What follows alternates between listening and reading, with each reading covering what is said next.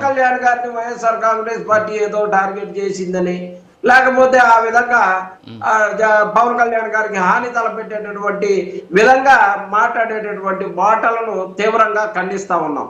ఏది ఏమైనా ఈ రాష్ట్రంలో ఉన్న ప్రతి పౌరుడికి కూడా భద్రత ఉండాలి, అలాగే పవన్ కళ్యాణ్ గారికి కూడా భద్రత ఉండాలని వైఎస్ఆర్ కాంగ్రెస్ పార్టీ కోరుకుంటుంది. మేము ఒకటే చెప్తా ఉన్నాం సార్, పవన్ కళ్యాణ్ గారు గతంలో కూడా ఒక ఐఏఎస్ అధికారి పవన్ కళ్యాణ్ గారి పర్యటనలో తిరిగినటువంటి పరిస్థితి, నకిలీ ఐఏఎస్ అధికారి. అతని మీద ఏం కేసులు పెట్టారు, అతన్ని ఏ రకంగా శిక్షించారు అనే దానికి ఎక్కడా ఏముండదు. పల్నాడుకు సంబంధించినటువంటి విషయంలో కూడా అలానే జరిగినటువంటి పరిస్థితి. ఎక్కడికి పోయినా పవన్ కళ్యాణ్ గారి మీద అలా జరిగింది ఎలా జరిగిందని ఒక సబ్సెన్షన్ గా వాడుకోవటానికి ఏమైనా జరుగుతుందా అన్నటువంటి అనుమానం వస్తా ఉంది. ఎందుకంటే మీ కార్యకర్తని మీరు నమ్మలేనటువంటి పరిస్థితుల్లో మీరున్నటువంటి వాతావరణం ఆడ కనబడతా ఉంది. శుభ్రంగా అతను ట్యాగ్ వేసుకున్నాడు. అక్కడ రాజోలు ఎమ్మెల్యే గారు ఇచ్చినటువంటి తాకీదు మీదనే ఆయన మొత్తం దానికి ఆయనకి ఇస్తే ట్యాగ్ వేసుకొని ఆయన అఫీషియల్ గానే వచ్చారు. ఏమో అన్అఫీషియల్ గా దూరినటువంటి పరిస్థితి కాదు.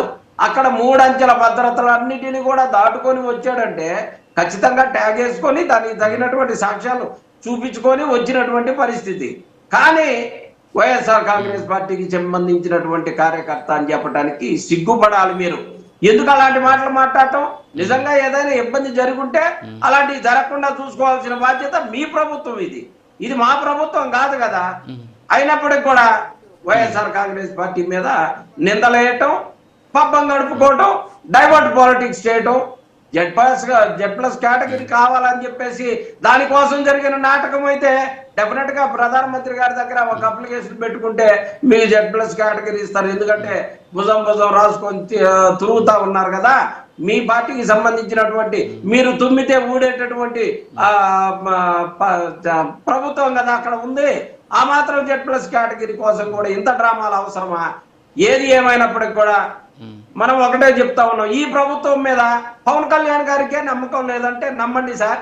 ఎందుకు నమ్మకం లేదంటే 20 మంది బౌన్సర్లు 30 మంది బౌన్సర్లని ఇంతమంది సెక్యూరిటీ వాళ్ళ ప్రభుత్వమే ఉంది. వాళ్ళ ప్రభుత్వంలోనే పోలీస్ డిపార్ట్మెంట్ ఆయనకి సెక్యూరిటీ కల్పిస్తా ఉన్నారు. అయినా కానీ పవన్ కళ్యాణ్ గారికి సంబంధించినటువంటి ఒక 20 మంది బౌన్సర్లు అక్కడ ప్రత్యేక విధులు నిర్వర్తిస్తూ ఉంటారు. ఎవరు ఏం చేస్తున్నారో ఎవరికి ఏం తెలుస్తుంది సార్? జగన్మోహన్ రెడ్డి గారు పాదయాత్ర చేస్తూ ఉంటే కత్తి పెట్టి దాడి చేస్తే పవన్ కళ్యాణ్ గారు ఆ రోజున కోడి కత్తి అని ప్రచారం చేసినటువంటి పరిస్థితి. గులకరాళ్ళు పడ్డాయంటే గులకరాయి తగిలితేనే ఎంత అవుతుందా అని చెప్పేసి చెప్పినటువంటి పరిస్థితి. పరదాల రాణిలాగా పరదాలు కట్టుకొని తిరుగుతా ఉన్నారు నిన్న రాజోలు కార్యక్రమంలో. మరి అన్ని పరదాలు కట్టుకొని తిరిగినా కానీ అంత సెక్యూరిటీలో కూడా మరి అతను వచ్చాడు అనంటే అఫీషియల్ గా పవన్ కళ్యాణ్ గారి పార్టీ కార్యక్రమానికి సంబంధించినటువంటి ట్యాగ్ వేసుకొని అతను దానికి సంబంధించినటువంటి వాళ్ళ పార్టీ కార్యకర్తగా మాత్రమే అందులో ఎంటర్ అయ్యాడు, కానీ వేరే విధంగా ఎంటర్ అవ్వలేదు. కావాలంటే విచారణ ఏదైనా ఉంటే మీరు ఇంటర్నల్ విచారణ, ఫేక్ విచారణలు ఏయో జరుపుతుంటారు కదా, తిరుపతి రోడ్డు మీద ఫేక్ విచారణలు జరిపినట్టుగా అలాంటి విచారణలు ఏదైనా జరుపుకుంటారంటే జరుపుకోండి. ఏది ఏమైనా ఈ రాష్ట్రంలో పోలీస్ శాఖ కానీ ప్రభుత్వం కానీ నడుస్తున్నట్టు కానీ ఈ ప్రభుత్వం ఎట్టి పరిస్థితుల్లో కూడా ఈ పోలీసు శాఖ మీద పట్టు లేనటువంటి పరిస్థితి. మీకు నచ్చినట్టుగా మీరు చేసుకుంటూ పోతా ఉన్నారు. ప్రభుత్వాన్ని అంతా కూడా ఈ చిన్నమరెడ్డి గారు ఒకటి సార్ ఒక నిమిషం సార్, చిన్నమరెడ్డి గారు ఆ ఫోటో చూడండి ఒకసారి. మీ పక్కన ఒక ఫోటో వస్తుంది, ఆ ఫోటో చూసి తర్వాత మాట్లాడండి. ప్రజారాజ్యంలో ప్రజలకు సంబంధించినటువంటి ప్రభుత్వాలు నడవాలని చెప్పేసి కోరుకున్నాం. రెడ్ బుక్ రాజ్యాంగాలు కాదు, అంబేద్కర్ గారు రచించినటువంటి రాజ్యాంగం ప్రకారం నడవాలని కోరుకుంటాం. ఆ ఫోటో చూడండి సార్ ఒకసారి. ఉన్నం నరసింహారావు ఆయన జగన్మోహన్ రెడ్డి గారి బర్త్డేకి వేసినటువంటి పోస్ట్ అది. హ్యాపీ బర్త్డే సీఎం సార్, పున్నం నరసింహ పలానా ఊరు అని చెప్పేసి ఆయన అప్పట్లో హోర్డింగ్లు వేసాడు. ఆయన ఫేస్బుక్ నుంచి ఇప్పుడే తీసి నేను పంపించాను. మీరు ఆ మాట అంటే ఆయన ఏదో జనసేన విజయసాయి రెడ్డి గారు ఏ పార్టీలో ఉన్నారు సార్? సో ఇప్పుడు సార్ విజయసాయి రెడ్డి గారు ఏ పార్టీలో ఉన్నారు? ఇప్పుడు విజయసాయి రెడ్డి గారు ఏ పార్టీలో ఉన్నారు? విజయసాయి రెడ్డి గారు జగన్మోహన్ రెడ్డి గారు కేక్ కటింగ్లు చేసినటువంటి ఫోటో తీసుకొచ్చి చూపించి ఇదిగో జగన్మోహన్ రెడ్డి గారు విజయసాయి రెడ్డి గారు కేక్ కటింగ్ చేసుకుంటున్నారు. అరే ఇప్పుడు కూడా మీరు విజయసాయి రెడ్డికి పొన్నం నరసింహకి తీసుకొచ్చి లింక్ పెడితే నేనేం చేయాలి సార్? కాదు, అసలు మా పార్టీకే సంబంధం లేదు, ఆయన పార్టీ పెట్టినప్పటి నుంచి వాళ్ళ పార్టీకే సంబంధించిన వ్యక్తి అని మీరు అన్నారు. మరి ఈ ఫోటో చూస్తే మళ్ళీ విజయసాయి రెడ్డి ఊడిపడతాడు. ఏం సార్ దీనికి ఆన్సర్ ఉందా మీ దగ్గర? దీని మీద ఎంక్వైరీ చేయమని చెప్పండి. నేనేం మాట్లాడానంటే అంత అవసరం లేదు. ఒకటి చిన్నపరెడ్డి గారు మాట్లాడేటప్పుడు ఒకటి ఏ పార్టీని ఒకటి చిన్నపరెడ్డి గారు వినండి, ఫస్ట్ వినండి నా ఇంట్రొడక్షన్ విన్నారా మీరు?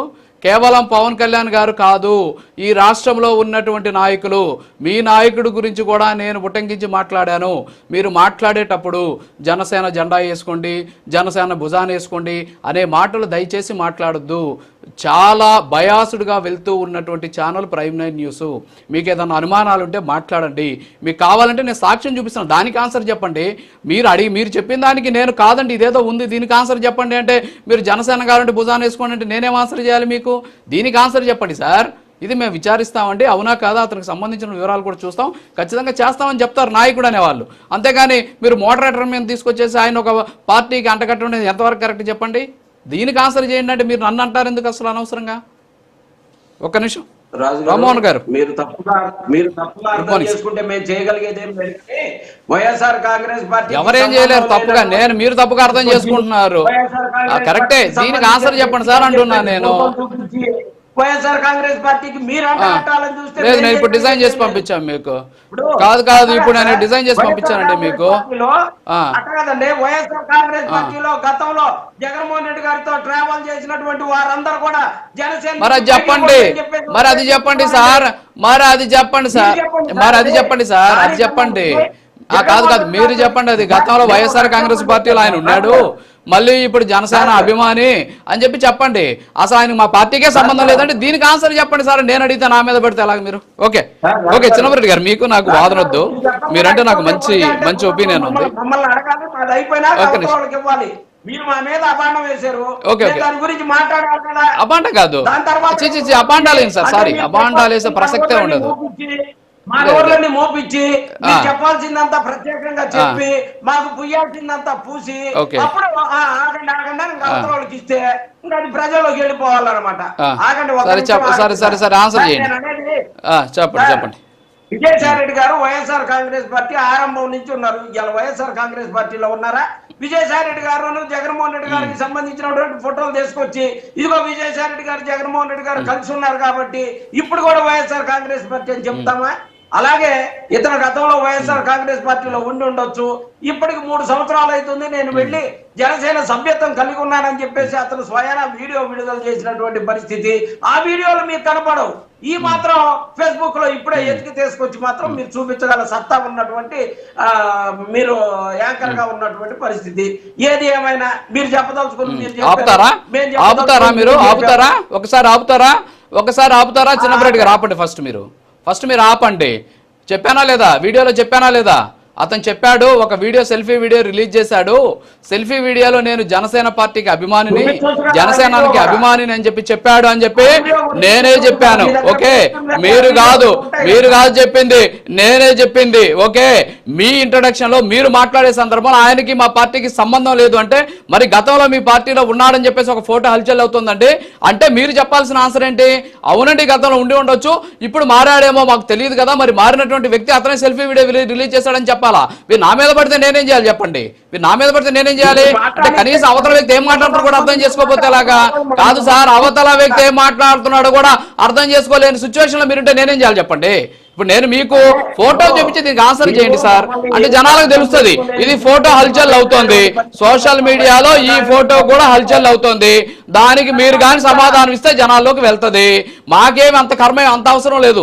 ఎవరి జెండాలని ఎవరిని వేసుకొని ఇష్టానుసారంగా భజనలు చప్పట్లు ఏళ్ళలో పూల వర్షాలు చెప్పుకోవాల్సిన కర్మ పట్టలేదు. ఓకేనా? ఒక్క నిమిషం. ఓకే, మీ ఆన్సర్ వచ్చేసింది నాకు.